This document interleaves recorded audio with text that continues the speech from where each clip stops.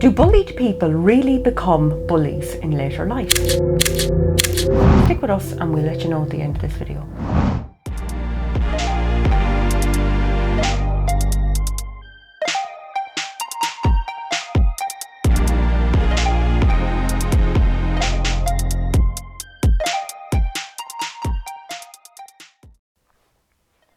We're Paul Gill and Siobhan, Leijen, the happy headers. Happy headers, and it's an interesting thing, and I suppose we'll bring the argument right full circle around to that, but were you bullied when you were growing up, or were you the bully?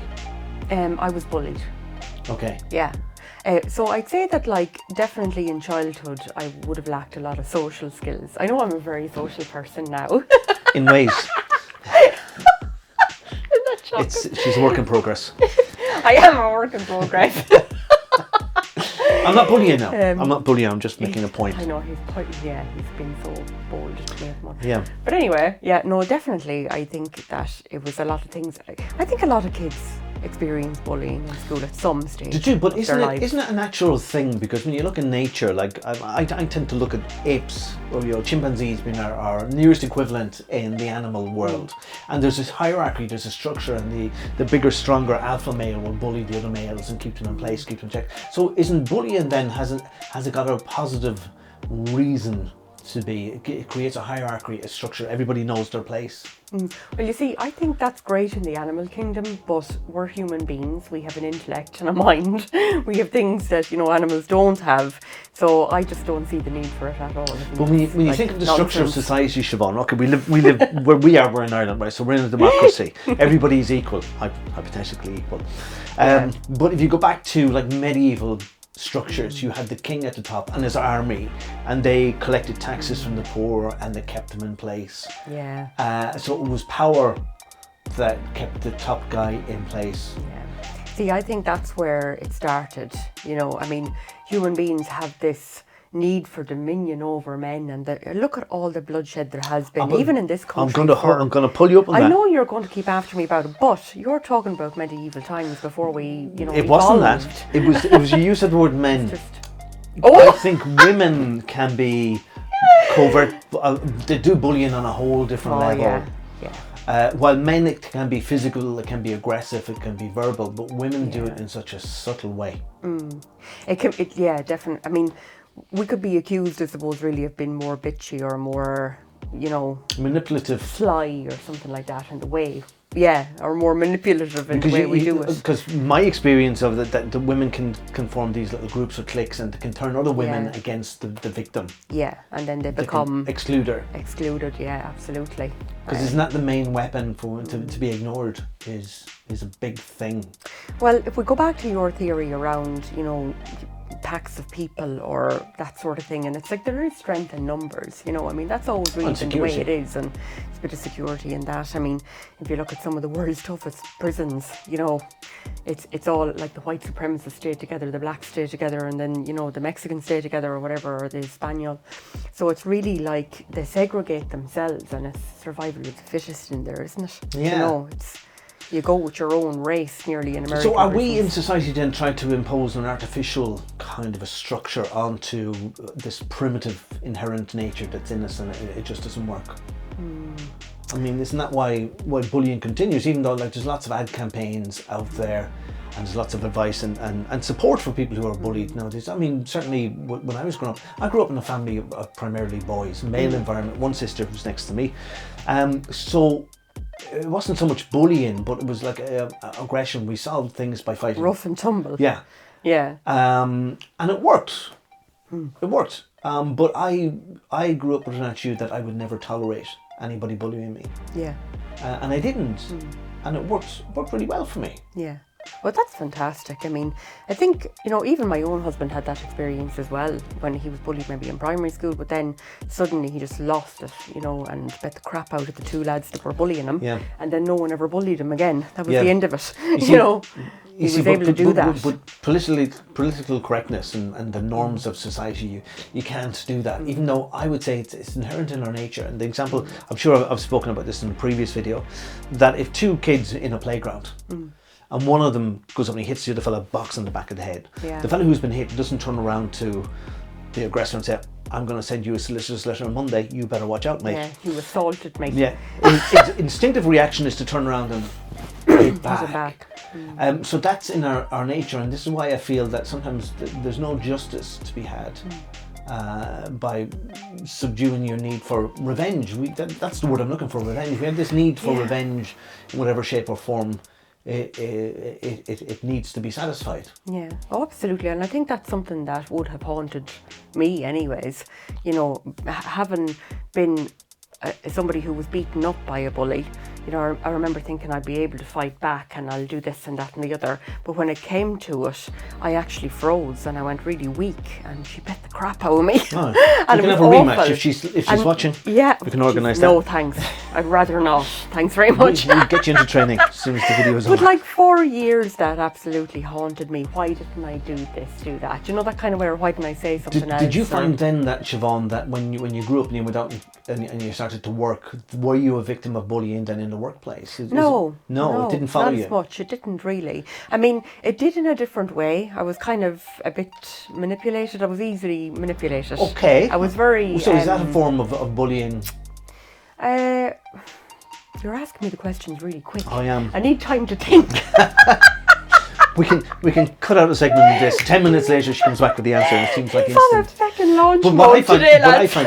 what I find that Give me a sometimes minute. people who are bullied, it's almost as if they're wearing a t-shirt, bully me, this is what I expect. Oh, and they get it from when they're children, they get it then in the workplace, they get it then in relationships as well. That have a victim mentality. That's not necessarily true either. Like, it can happen to some people for sure, but I definitely think like that some bullies themselves are being bullied at home already, and then they come into school and they just act out the same behaviour that they see at home. Some other children then, you know, perhaps they're brought up in a very strict household, there's no control, you know, they have no control over anything, they're being completely dominated. Yeah. And then they come into school and they feel, I suppose, they have a bit of dominion over the other students, you know. Yeah. And they control and click and that. And I suppose national school would have been very much those cliques. I was never in the clique in national school. You were outside of that. You were never. Yeah, never. But I was socially different.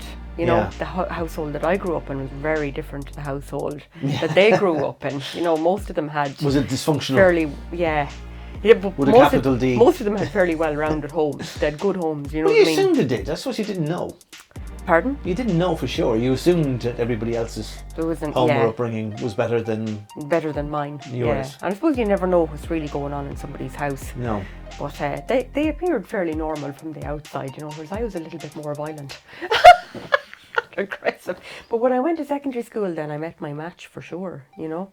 Like there was a lot more violence and aggression in secondary school that I didn't expect, you know. Yeah. And then standing up for yourself was a whole different thing. You couldn't, because it was allowed. Bullying was allowed when I was growing up, as it was when you were growing up. It was just allowed. Now it's illegal. Now you can actually, you know, call the guards if it's, you know, people are in their teens. And I'm going to go to the other extreme here too, because I know somebody who's involved. He's a manager in a brickle business, and he was telling me that he can't reprimand staff. It's doing his head in. He's getting very, very stressed. He can't reprimand anybody, member of staff, because they'll kind of go, "Oh, you're bullying me," and they'll go off on sick leave. Yeah. And then his manager comes down on him and says, "Why did you attack me?" He said, "I'm a manager. I'm supposed to point out what they're not doing, what they're supposed to be doing." So he's handcuffed, really. Well, it's gone from one extreme to the other. You know, there has to be some sort of limitations in everywhere. You know, like there has to be boundaries and limits to things. And middle ground. You know, when are you going to be able to kind of say, well, listen, you're not doing your job, like, you know, it's not good enough. Yeah. You know, how is that not okay? You know, you're paying someone to do a job, and if they're not doing it, are you not entitled to say, well, I'm not happy with the service rendered here? Yeah. I know if I don't do a good job, you know, my clients are entitled to their money back, and that's it. If they're not happy with you're something, self-employed, you can sack yourself. Yes, I can reprimand myself. Run yourself in and say, "Siobhan, I'm not happy with you." Yeah, but I make sure I deliver an excellent service. So, in answer to the question that you initially posed, do bullies grow up to become bullies? Well, I don't think that's universally true. Well, I suppose if you take into account some of the things that have happened over the years, I think that, you know, when you get older and you begin to think a certain way, you begin to realise, oh, this is how people bullied me in the past. So if you do meet somebody who's kind of nice, then you think it's easier to kind of, you know, manipulate them or be different with them. But then if you take the school shootings, for example, I mean, there's another thing that drives me absolutely up the wall. You know, everybody slates the guy for going into the school with the fucking machine gun, you know, or the AK-47 or whatever he's got. And yes, it's terrible, you know, lots of people were slaughtered in that way. But when you actually look into the background then, what happened there?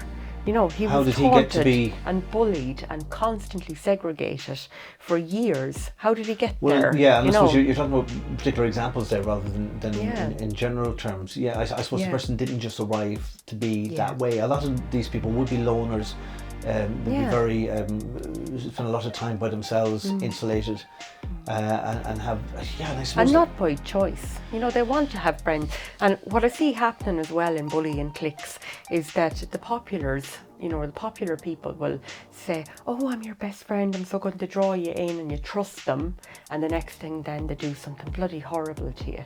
You know, they'll say, oh, such and such fancies you or likes you or whatever, and then, you know, you go to meet them and they drown you in water or they spray mud all over you or they do something horrific. Right. You know, I mean, that's going on now in Ireland, in our society, and things like that are happening. But it's mostly happening on social media, you know, where they'll draw you in and say, oh, you know, such a person wants to talk to you, but they make fun out of the girl or the boy then. You see, again, I'm always on about this male-female dynamic thing, but one of the things that really fried my brain, especially when I started dating and all of that kind of stuff, was that you know, I remember one partner that I had, she was talking about the way somebody had just kind of turned on her, somebody that she thought was a friend, and she said, oh, she's using all my stuff, all the secret stuff that I told her. And I go, why would you tell somebody all of that? So it's like walking up to somebody, giving them a load of weapons, say, don't use them on me. And then they do, and you can go, well, but don't make yourself vulnerable in the first place, is what I learned. Wow, isn't that amazing? Don't hand over your weapons. Yeah. You know? I think that happens in relationships a lot though, doesn't it? You see, the bullying in relationships can be it doesn't have to be physical bullying, it can be, you know, somebody controlling the money. Oh yeah, that's a massive somebody thing. It's somebody controlling the purse strings, somebody emotionally criticizing you. Yeah, or time restraints. Yeah. You know, where are you going? What time are you going to be back at? Yeah. What kept you? Do you know, why were you so... That was the thing that came up in my house growing up all the time. What kept you? Yeah. Where were you? Who were you talking to? Who were you talking to? Yeah, Jesus Christ. And out checking the fucking mileage on the car then to see how far the woman went in the car. Really? Right. Ridiculous, crazy stuff, yeah. And then how much, you know, how come the shopping cost you so much money?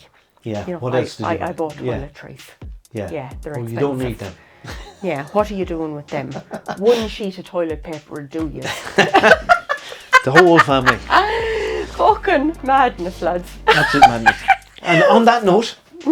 But yeah, I do think that definitely some people who are bullied do grow up to be bullies. And I think it's because it's a way of lashing out, isn't it? It is, and I think that some people can break the cycle.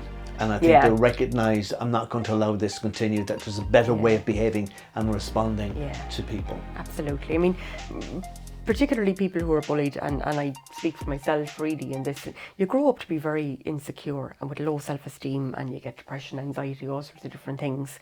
But then once you come over that, if you can recover from that, then you can have a very healthy lifestyle indeed. We are the Happy Headers, and we'll talk to you soon. Bye guys, thanks a million for listening.